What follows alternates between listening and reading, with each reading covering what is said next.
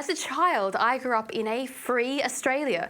It was a post-war, post-feminist, post-Keating utopia, where John Howard and his treasurer, Peter Costello, were busy repairing the economic devastation left over from Labor. The middle and working classes remember these years as if crawling out of a dark tunnel and into the light. Most of the political class were too busy balancing budgets to micromanage the social lives of citizens. Yes, some serious mistakes had been made, but their repercussions were decades away from manifesting. At this time, the government was a sort of passive scaffolding. It wasn't in our homes, it wasn't in the pub, it was rarely on our TV screens, and politicians were confined to the halls of Canberra, mostly doing their jobs.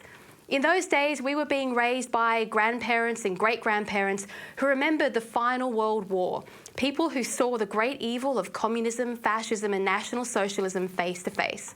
My grandmother, who served as the RAF, which is the Women's Royal Air Force, before it was given its name, met my grandfather on an airbase while he was being trained to jump out of a plane and into the war in Japan. She repeated to me the mantra, which was "Sticks and stones may break my bones, but words will never hurt me." Speech was free and the legal power of the state had to make do with punishing actions, not causing offence. This is a long way from the words are literal violence ideology whispered into the ears of our children like poison from their teachers. Unionised educators have decided that words are weapons, and with those words they have corrupted 3 generations of Australians, twisting the Australian love of freedom into the hashtag #FreeDumb. Yes, during COVID, our children, the future of our nation, fervently believed that freedom was a dumb concept. When they were given their first test as a generation, they did not fight the big state overreach, they cheered it on. They could not wait to act as snitches and enforcers and cowards and join the mindless herd of obedience. They were, already, hopelessly lost in the embrace of the big state ideology.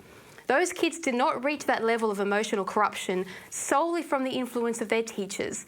There is a greater, stronger, almost overwhelming social influence in the lives of citizens, and that is the internet.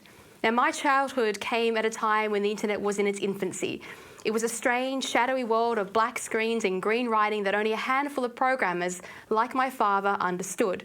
It was not seen as a tool of oppression and manipulation by the powerful, but its creators were already concerned that one day it would unlock the darkest totalitarian desires of our seemingly benign political leaders. They founded the internet firmly on the spirit of freedom, but it has long since been raised by the greedy and the corrupt. The internet's power is what makes it a primary target for the political class. They want to control what we say, what we read, how we think, and who we vote for. And they are not the only ones.